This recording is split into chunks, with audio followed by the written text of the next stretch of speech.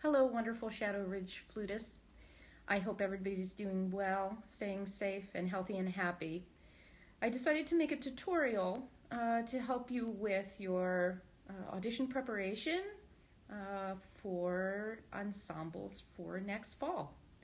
The very first thing, anytime you start a new piece or a new musical project, is your score preparation. Score preparation is based on key signature and time signature, accidentals, dynamics. What I usually do is I usually highlight important items. Your key signature, in this particular case, you're in the key of B flat major, and write that at the top. This is your level 1, obviously. So a fairly simple key signature, one that we're all quite familiar with as flutists. 4/4 time, again, a global time signature, meaning that it's a fairly typical time signature, 4 beats per measure, and the quarter note receives 1 beat. The other thing that you might want to highlight would be the tempo. And this tempo is a suggested tempo of 112 beats per quarter note. Certainly there's a little bit of leeway there, but you don't want to be playing too slow and you don't want to be playing too fast. This particular work is basically 4 measure phrases, so measure 5 through the end of measure 8, and then measure 9 through the middle of measure 12.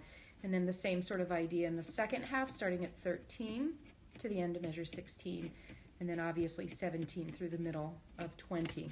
The difference is the dynamic. And you do have what's called a subito dynamic in this particular case. Subito dynamics, or the word subito, means sudden, a sudden change of some sort. And in this particular case, you're working with forte, which means loud, and piano, which means soft.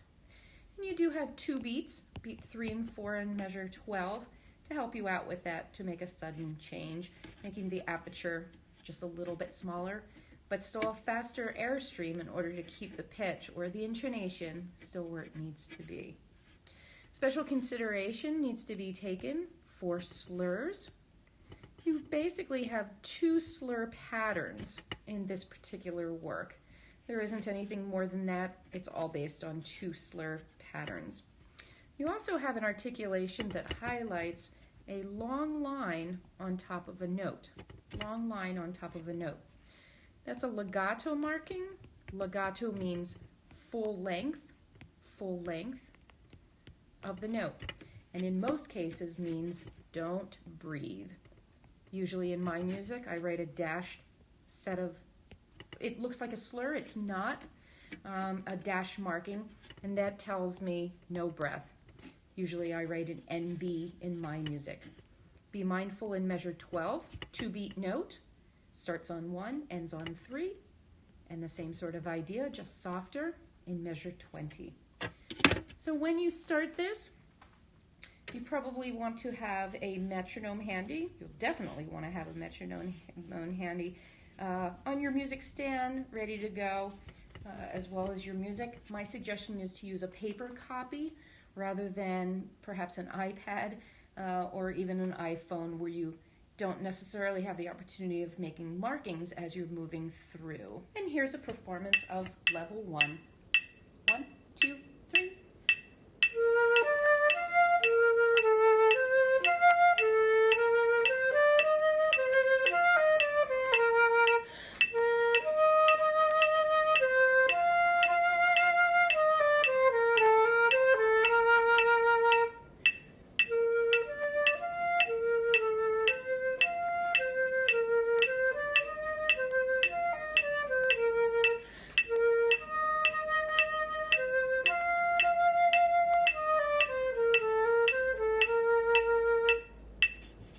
If you notice, there is one difference in the note or in the notation, in the notes themselves, And that is the difference between what you have in measure 6, final beat is an A natural, versus the final beat in measure 14, which is C natural, C natural.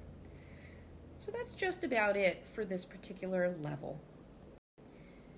Level 2 audition piece is a work by Joseph Haydn. Haydn was a Baroque composer, and this is actually a transcription of this particular work that was originally written for violin by a man named Pope. So this is an editing of that particular work.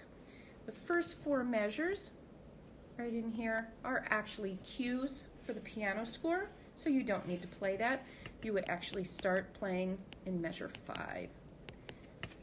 As far as your score preparation of this particular work, again, you want to start out with your key signature.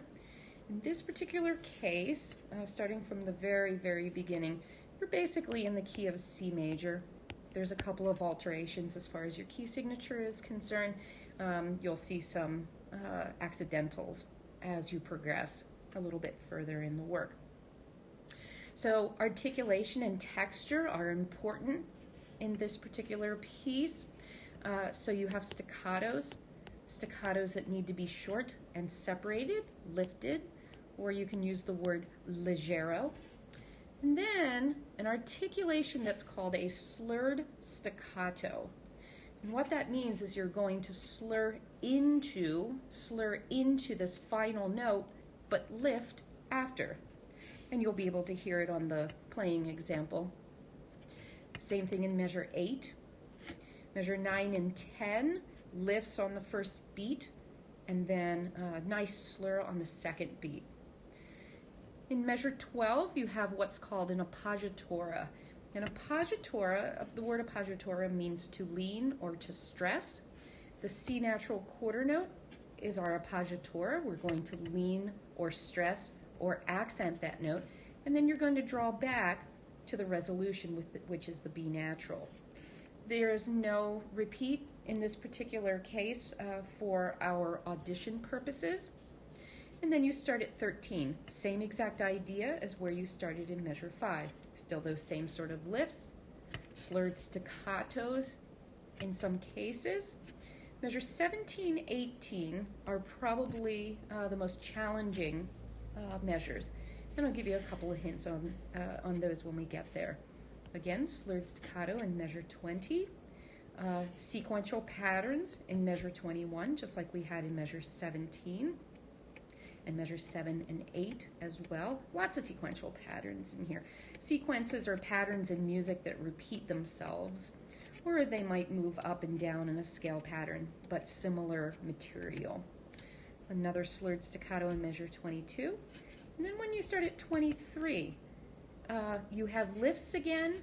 My suggestion in 23, and this takes us into the next subject matter, which is about dynamics.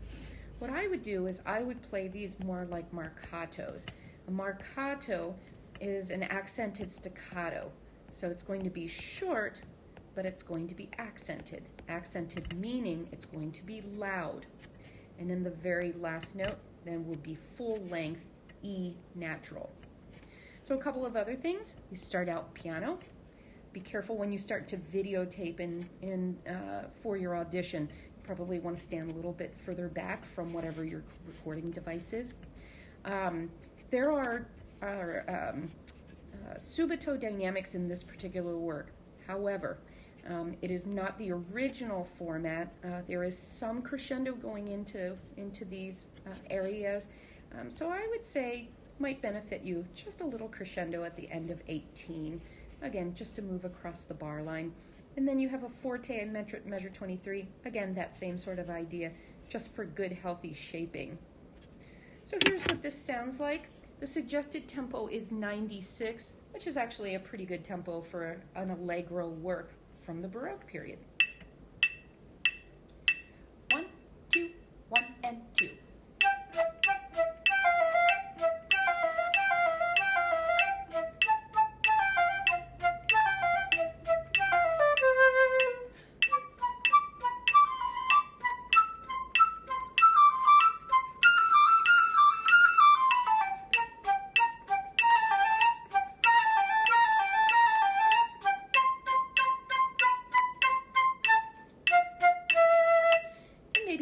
good healthy vibrato on that very, very last note.